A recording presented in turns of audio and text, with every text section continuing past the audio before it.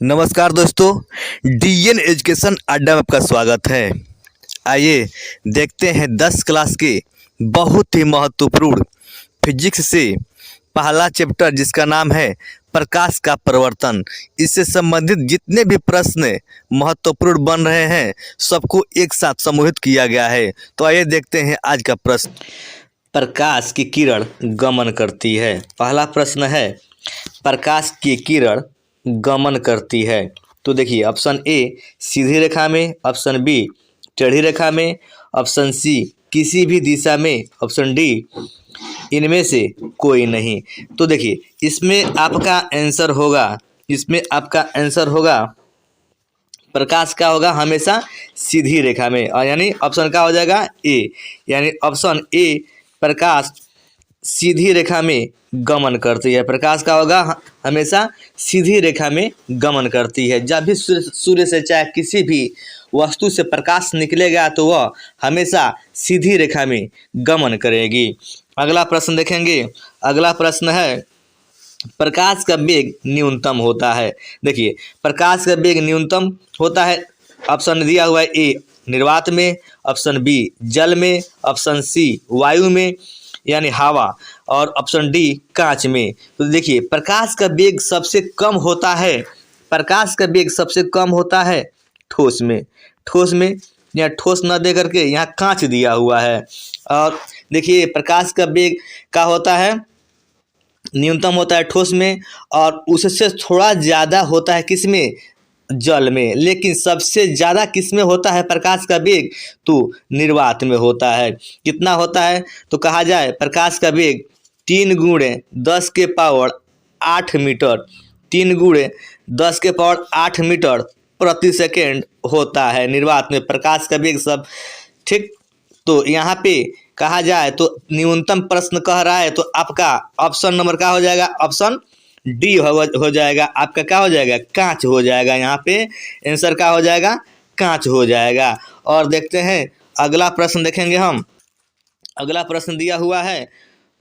अगला प्रश्न है मोटर गाड़ी के चालक के सामने लगा रहता है। मोटर गाड़ी के चालक के सामने लगा रहता है कौन सा दर्पण। यानी प्रश्न ये भी आता है आखिर साइड मिरर किस दर्पण का बना होता है। तो यहाँ देखिए ऑप्शन दिया हुआ है। ऑप्शन ए समतल दर्पण, ऑप्शन बी उत्तल दर्पण, ऑप्शन सी अवतल दर्पण, और ऑप्शन डी उत्तल लेंस दिया हुआ है। तो देखिए यहाँ पे लेंस का तो उपयोग होता नहीं है। देखिए यहाँ पर होगा साइड मिरर, यानी कह रहा है चालक के सामने लगा रहता है। तो आपका उत्तर होगा यहाँ पे ऑप्शन आपका बी हो जाएगा, यहाँ पर उत्तल दर्पण। यानी आपका आंसर क्या हो जाएगा यहाँ पे, उत्तल दर्पण। आपका क्या हो जाएगा यहाँ पे, उत्तल दर्पण आंसर हो जाएगा। आता है उत्तल दर्पण और अवतल दर्पण का चिन्ह परिपाटी का होता है। तो उत्तल का होता है हमेशा प्लस होता है, और अवतल का होता है वह हमेशा माइनस में रहता है। अगला प्रश्न देखा जाए।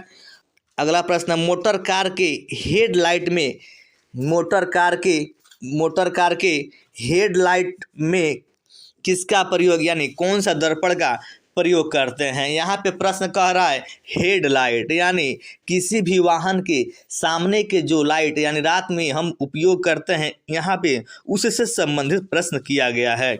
यहाँ आप देखेंगे मोटर कार के हेडलाइट में किसका प्रयोग होता है। तो यहाँ आप देखिए पहला ऑप्शन दिया हुआ समतल दर्पण, और ऑप्शन बी दिया हुआ है उत्तल दर्पण, ऑप्शन सी दिया हुआ है अवतल दर्पण, और ऑप्शन डी उत्तल लेंस दिया हुआ है।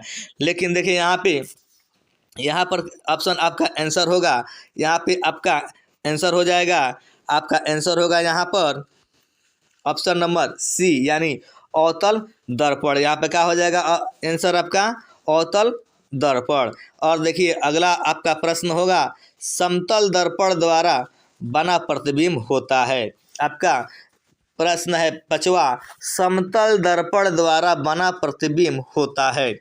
ऑप्शन ए वास्तविक, क्या होगा वास्तविक, ऑप्शन बी काल्पनिक, और ऑप्शन सी दोनों, और ऑप्शन डी इनमें से कोई नहीं। तो आपका आंसर होगा ऑप्शन नंबर बी, यानी क्या हो जाएगा काल्पनिक। यहाँ क्या हो जाएगा आपका आंसर काल्पनिक। और देखा जाए तो अगला प्रश्न देखा जाए, लेंस की क्षमता का ए सही मात्रक क्या होता है। अगर अगला प्रश्न है लेंस की क्षमता का ए सही मात्रक क्या होता है, तो देखिए यहाँ पे दिया हुआ है लेंस की क्षमता के कुछ पूछा है ए सही मात्रक। तो यहाँ पे ऑप्शन ए डायप्टर दिया हुआ है, ऑप्शन बी लेमन दिया हुआ है, और ऑप्शन सी लक्स दिया हुआ है, ऑप्शन डी एंगस्ट्रम दिया हुआ है। तो देखिए आपका यहाँ पर आंसर हो जाएगा ऑप्शन ए डायप्टर। आपका आंसर क्या हो जाएगा, ऑप्शन ए आपका डायप्टर। अगला प्रश्न दिया हुआ है, प्रकाश की किरणों का पथ दर्शाने वाले चित्र को, प्रकाश की किरणों का पथ दर्शाने वाले चित्र को कहा जाता है।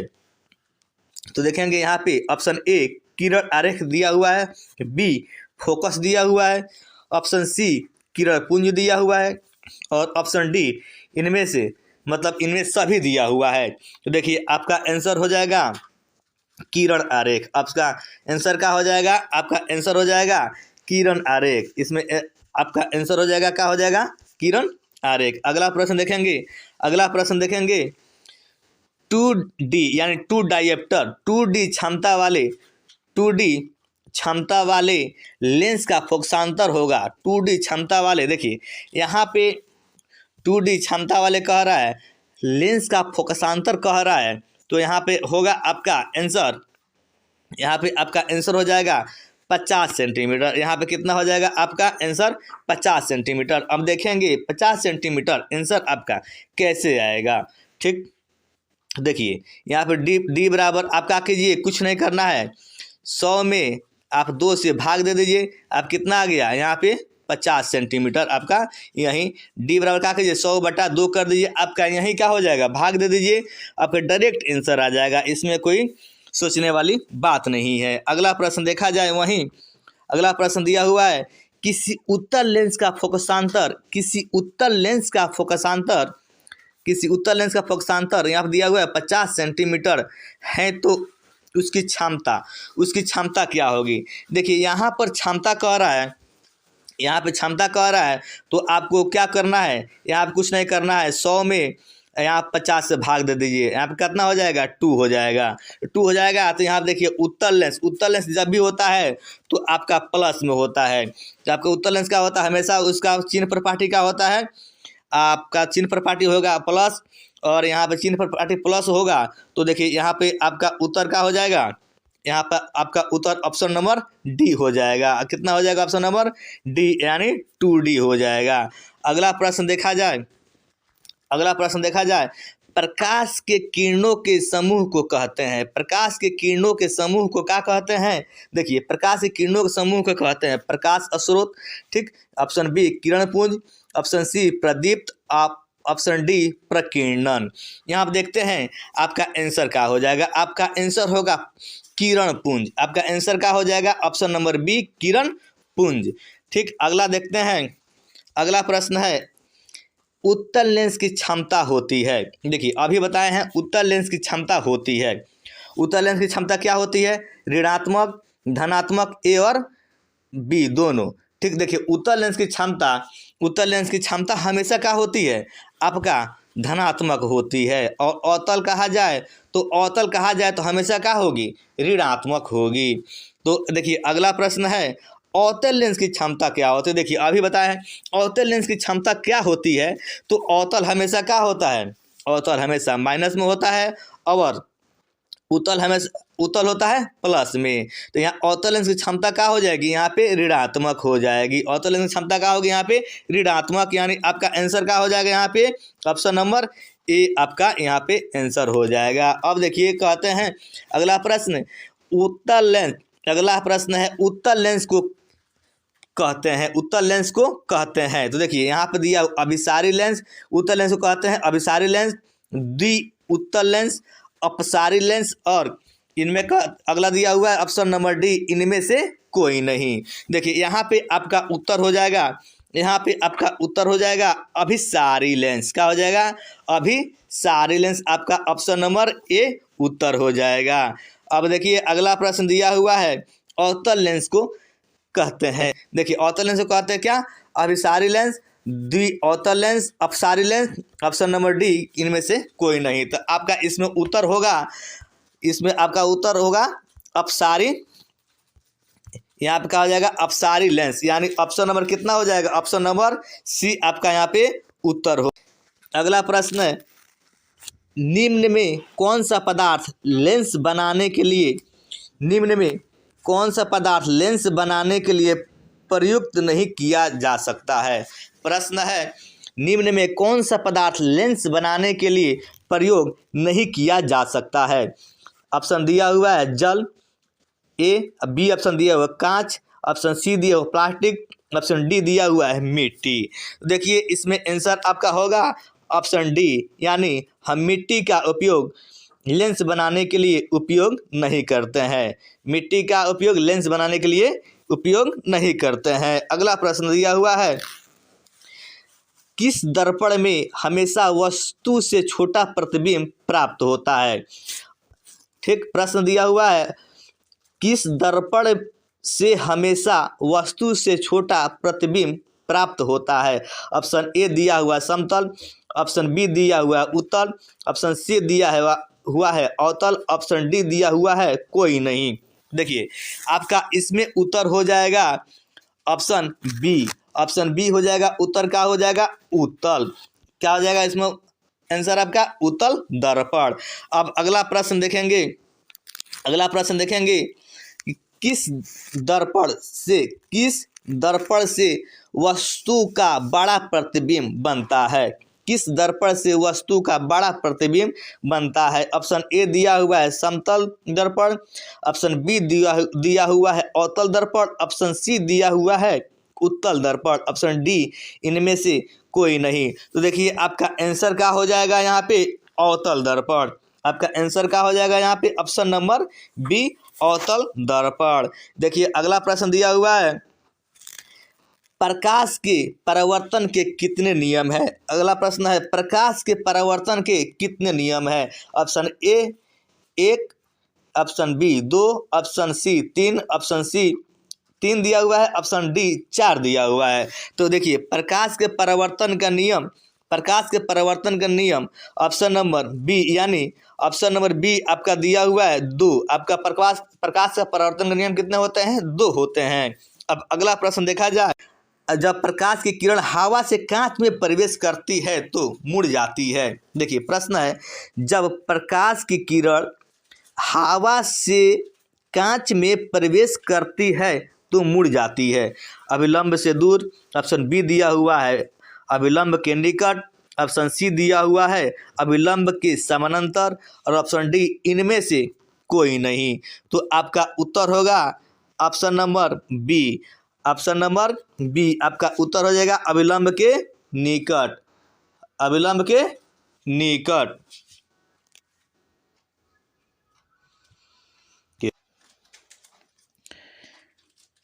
अगला प्रश्न है, अगला प्रश्न है, फोटोग्राफी कैमरा का अभिदृश्यक होता है। देखिए प्रश्न है, फोटोग्राफी कैमरा का अभिदृश्यक होता है उत्तल लेंस, अवतल लेंस, उत्तल दर्पण और अवतल दर्पण। लेकिन यहाँ पर फोटोग्राफी में हमेशा देखिए लेंस का उपयोग करते हैं। किसका उपयोग करते हैं, लेंस का उपयोग करते हैं, इसलिए आपका उत्तर क्या हो जाएगा उत्तल। आपका आंसर हो जाएगा उत्तल लेंस, आपका ए नंबर उत्तर हो जाएगा। लेकिन अगला प्रश्न देखते हैं, साइड मिरर के रूप में प्रयोग होता है। साइड मिरर के रूप में प्रयुक्त होता है अवतल दर्पण, उत्तल दर्पण और उत्तल लेंस, और देखिए ऑप्शन डी दिया हुआ है प्रिज्म। ऑप्शन डी क्या दिया हुआ है, प्रिज्म। लेकिन यहाँ पे उत्तर आपका देखिए उत्तल दर्पण हो जाएगा। यहाँ पे क्या हो जाएगा, उत्तर आपका उत्तल दर्पण, यानी ऑप्शन नंबर बी हो जाएगा। अगला प्रश्न देखेंगे, यहाँ पे अगला प्रश्न देखेंगे। हाँ, अगला प्रश्न दिया हुआ है, एक अवतल दर्पण की फोकस दूरी 10 सेंटीमीटर है तो उसकी वक्रता त्रिज्या ज्ञात करें। फिर से देखेंगे प्रश्न, एक अवतल दर्पण की फोकस दूरी 10 सेंटीमीटर है तो उसकी वक्रता त्रिज्या ज्ञात करें। देखिए ऑप्शन ए दिया हुआ है 10 centimetre, option B 20 centimetre, option C 5 centimetre, option D 40 centimetre. लेकिन आपका आंसर दिया हुआ है 20 सेंटीमीटर। देखिए यहाँ पर हो जाएगा एफ बराबर, देखिए एफ बराबर क्या हो जाएगा r/2, ठीक, एफ बराबर क्या हो जाएगा r/2। लेकिन यहाँ पर फोकस दूरी दिया हुआ है कितना, यहाँ पर फोकस दूरी दिया हुआ प्रश्न में ही 10 सेंटीमीटर, ठीक। तो त्रिज्या, यहाँ पे त्रिज्या r बराबर, देखिए यहाँ पे रख दीजिए एफ का मान कितना रख दीजिए 10, यहाँ पे 2 से गुणा कर दीजिए तो यहाँ पर कितना आ जाएगा, यहाँ पे आ जाएगा आपका 20, यहाँ कितना आ जाएगा आपका 20, आपका क्या हो जाएगा 20, यानी आपका आंसर कितना हो जाएगा option number B, option number कितना कितना हो जाएगा बी। और यही प्रश्न देखा जाए आगे, निर्गत किरण एवं अभिलंब के बीच, निर्गत किरण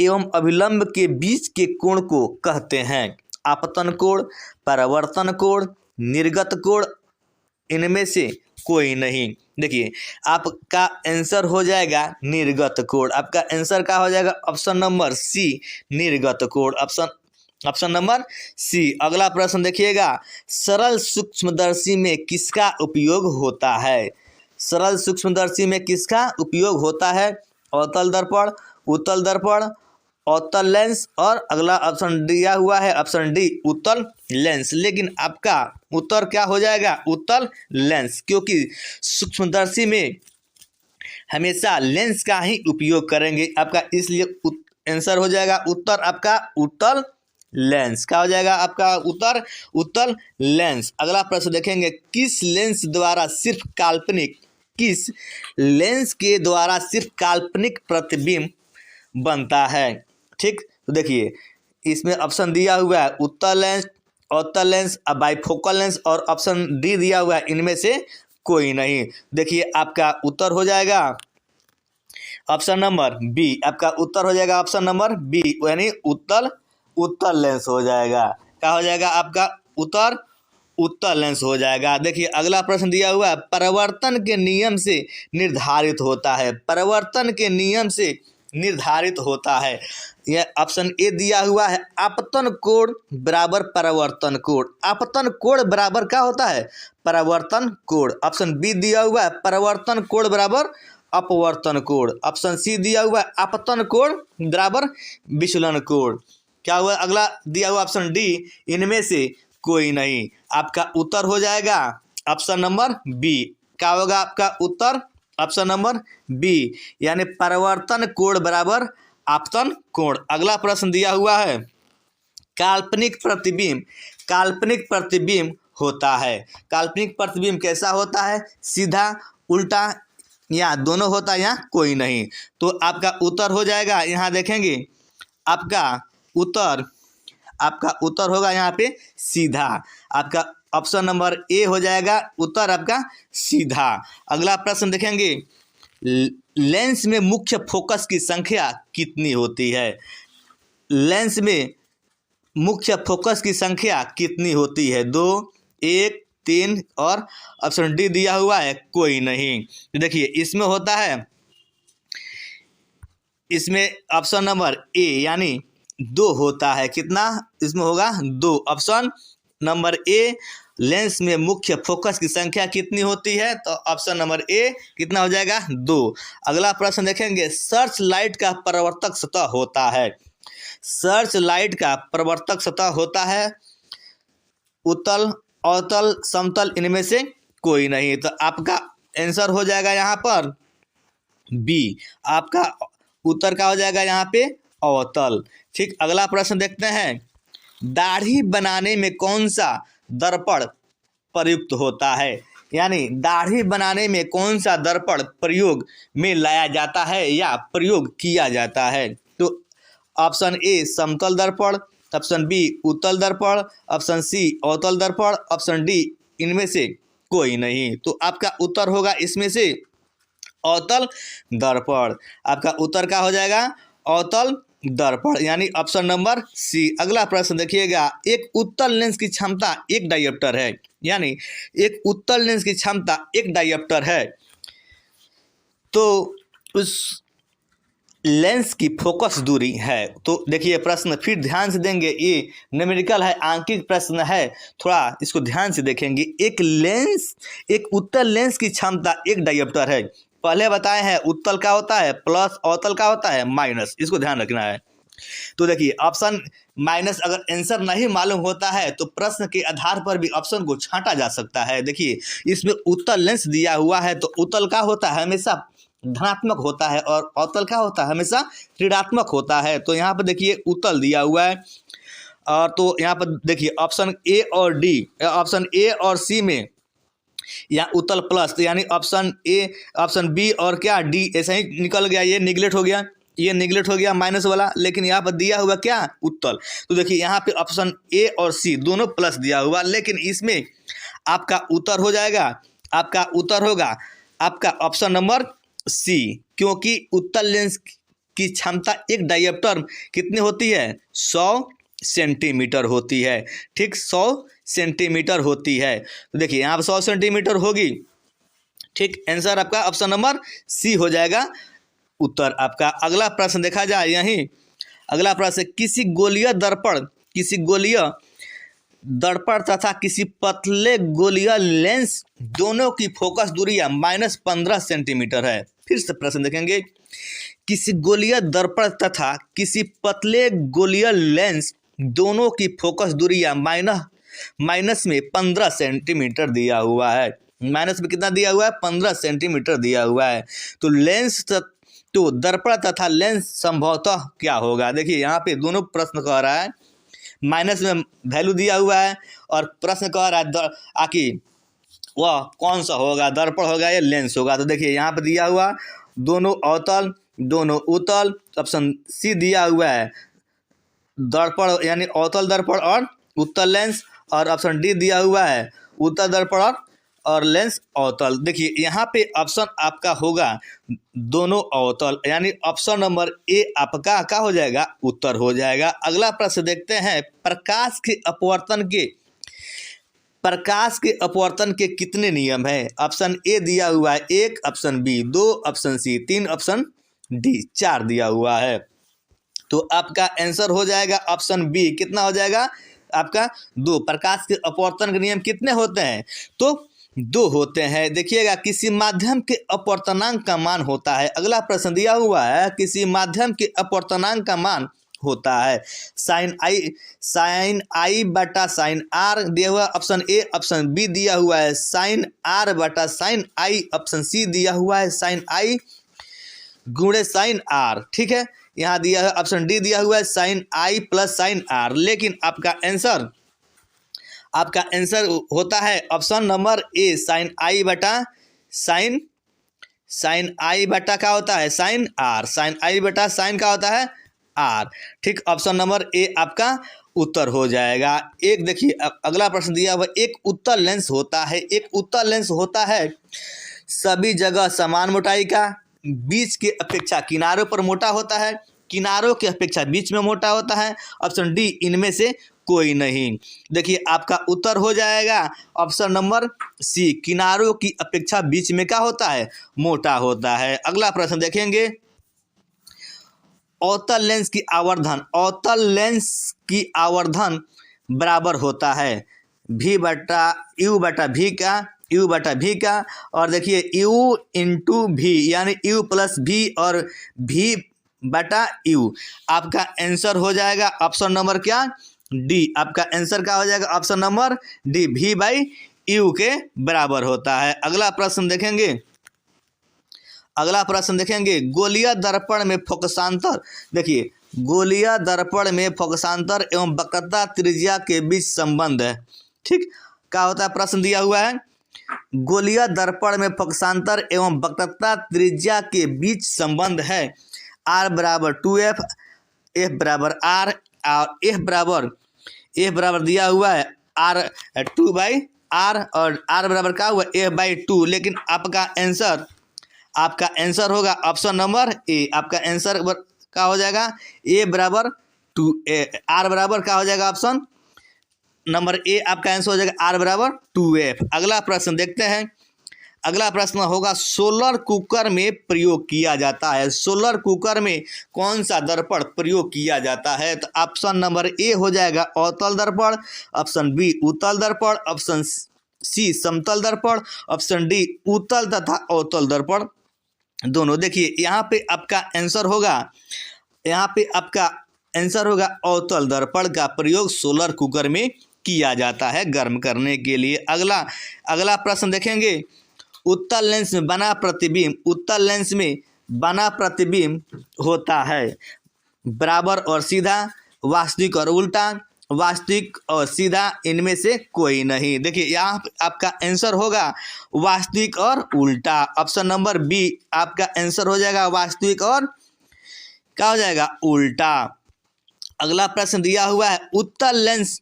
देखिए अगला प्रश्न है उत्तल लेंस में जब बिंब f और 2f के बीच, यानी देखिएगा उत्तल लेंस में जब प्रतिबिंब f और 2f के बीच, यहाँ प्रतिबिंब, यहाँ बिंब हो गया, प्रतिबिंब होगा, f और 2f के बीच रखा जाता है तब बना प्रतिबिंब होता है। यहाँ पे बिंब, देखिए यहाँ पे कोई वस्तु जब उत्तल लेंस में जब कोई वस्तु f और 2f के बीच रखा जाता है तो प्रतिबिंब कैसा होता है? देखिए तो ऑप्शन ए दिया हुआ है बड़ा और वास्तविक, ऑप्शन बी दिया हुआ है छोटा और वास्तविक, ऑप्शन सी हुआ छोटा और काल्पनिक, ऑप्शन डी बड़ा और काल्पनिक। तो देखिए यहाँ पे आपका आंसर होगा ऑप्शन नंबर ए बड़ा और वास्तविक। आपका उत्तर क्या हो जाएगा यहाँ पे बड़ा और वास्तविक। अगला प्रश्न देखेंगे दो वक्रीय पृष्ठों से घिरे ठोस माध्यम को कहते हैं, दो वक्रीय पृष्ठों से घिरे ठोस माध्यम को कहते हैं गोलीय दर्पण, ऑप्शन बी त्रिज्या, ऑप्शन सी गोलीय लेंस, ऑप्शन डी समतल दर्पण।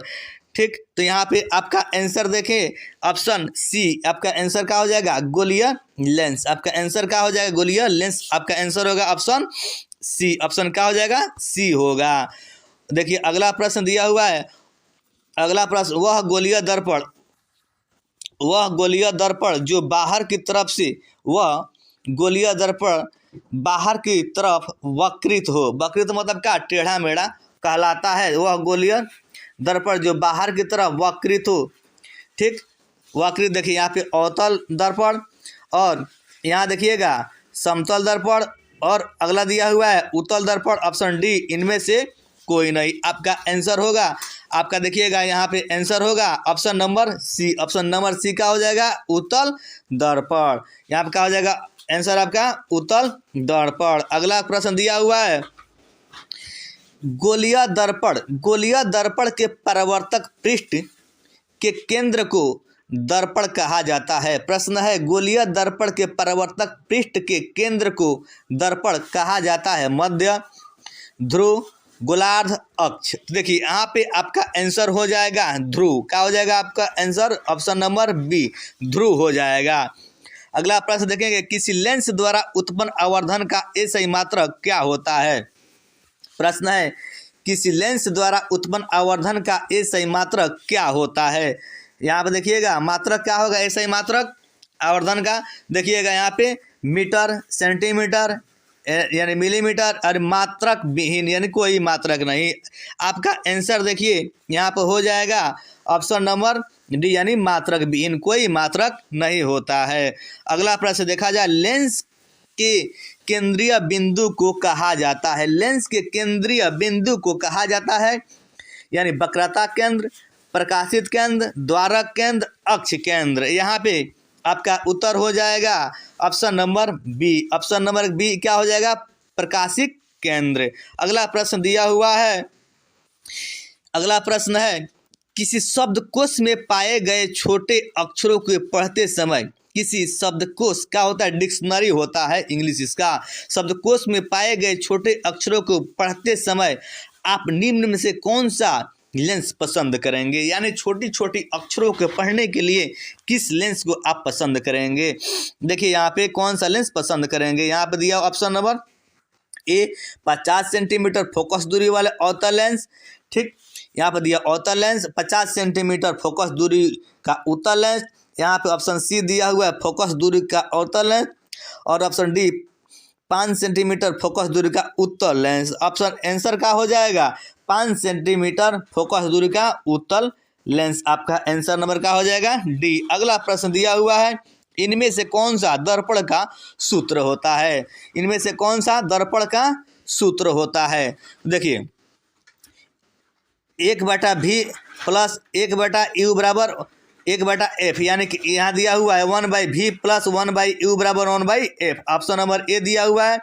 ऑप्शन बी दिया हुआ 1/u minus 1/v equal to 1/f। Option B दिया हुआ। ऑप्शन सी दिया हुआ 1/v प्लस 1/u/1 अब बराबर 1/f दिया हुआ है। अब देखिए अगला दिया हुआ option D v/1 plus 1/u equal to यहाँ दिया हुआ 1/f। ऑप्शन नंबर डी, यानी आपका आंसर हो जाएगा यहाँ पर, आपका आंसर होगा ऑप्शन नंबर ए, यानी आपका आंसर क्या होगा ऑप्शन नंबर ए। और हमेशा ध्यान रखेंगे दर्पण का होता है प्लस होता है और लेंस का होता है हमेशा माइनस होता है। जिस तरह उत्तल का कहा जाता है, उत्तल प्लस होता है और अवतल हमेशा माइनस होता है, उसी तरह यहाँ दर्पण का होता है, दर्पण प्लस होता है और लेंस का होता है हमेशा माइनस होता है। यहाँ अगला प्रश्न देखा जाए, गोलीय दर्पण का वक्रता केंद्र, गोलीय दर्पण का वक्रता केंद्र को किस अक्ष से निरूपित किया जाता है? किस अक्ष से निरूपित किया जाता है? तो देखिए यहाँ पे ऑप्शन ए सी होगा,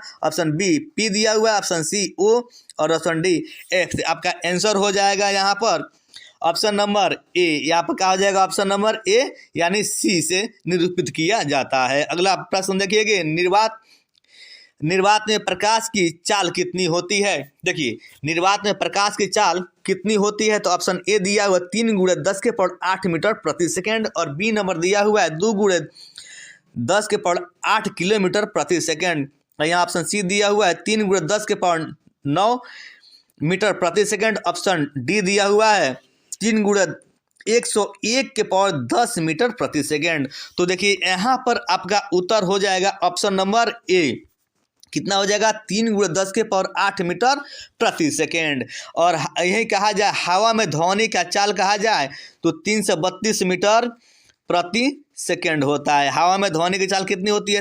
332 मीटर प्रति सेकेंड। अगला प्रश्न देखा जाए, दंत विशेषज्ञ मरीजों को दांतों का बड़ा प्रतिबिंब देखने के लिए किस दर्पण का उपयोग करते हैं? यानी कहा जाता है ईएनटी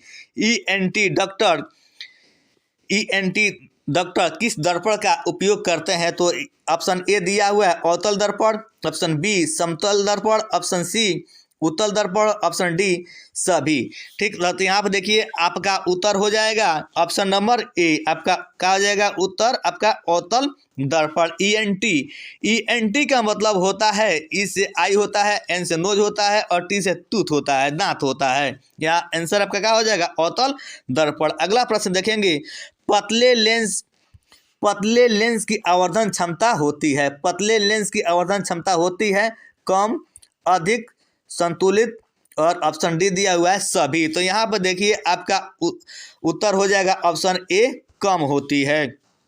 अगला प्रश्न दिया हुआ है, मोटे लेंस की आवर्धन क्षमता होती है, यानी ऑप्शन ए कम, ऑप्शन बी अधिक, ऑप्शन सी संतुलित, ऑप्शन डी कोई नहीं। तो यहाँ पर आपका उत्तर हो जाएगा ऑप्शन बी, यानी क्या हो जाएगा अधिक।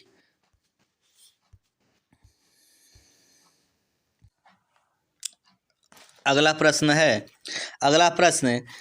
अवतल दर्पण के ध्रुव और मुख्य फोकस के बीच रखे बिंब का प्रतिबिंब की प्रकृति होती है। अवतल दर्पण के ध्रुव और मुख्य फोकस के बीच रखे बिंब का प्रतिबिंब की प्रकृति होती है आभासी तथा उल्टा। ऑप्शन बी दिया हुआ है आभासी एवं सीधा, ऑप्शन सी दिया हुआ है काल्पनिक एवं सीधा, ऑप्शन डी दिया हुआ है सभी। तो देखिए यहाँ पे आपका उत्तर हो जाएगा ऑप्शन बी, आपका उत्तर हो जाएगा। आपका यहाँ उत्तर का हो जाएगा आभासी एवं सीधा, आपका उत्तर हो जाएगा। अगला प्रश्न दिया हुआ है उत्तल लेंस, यहाँ देखिएगा अगला प्रश्न, उत्तल लेंस का प्रकाशिक केंद्र और मुख्य फोकस के बीच रखे बिंब का प्रतिबिंब की प्रकृति होती है। उत्तल लेंस का प्रकाशिक केंद्र और मुख्य फोकस के बीच रखे बिंब का प्रतिबिंब की प्रकृति होती है। यहाँ ऑप्शन ए दिया हुआ है आभासी तथा उल्टा, ऑप्शन बी दिया हुआ है आभासी एवं सीधा, ऑप्शन सी दिया हुआ है काल्पनिक एवं सीधा। ठीक, अब देखिए ऑप्शन डी दिया हुआ है इनमें से कोई नहीं। यहाँ पे आपका उत्तर हो जाएगा ऑप्शन नंबर बी आभासी एवं सीधा। क्या हो जाएगा उत्तर? आभासी एवं सीधा। यहाँ पर अगला प्रश्न देखते हैं। अगला प्रश्न दिया हुआ है अवतल दर्पण के मुख्य फोकस पर रखे बिंब का प्रतिबिंब की स्थिति होती है। ठीक, तो ऑप्शन ए दिया हुआ है वक्रता केंद्र पर, ऑप्शन बी दिया हुआ है मध्य बिंदु पर, ऑप्शन सी दिया हुआ है अनंत पर, ऑप्शन डी दिया हुआ है सभी पर।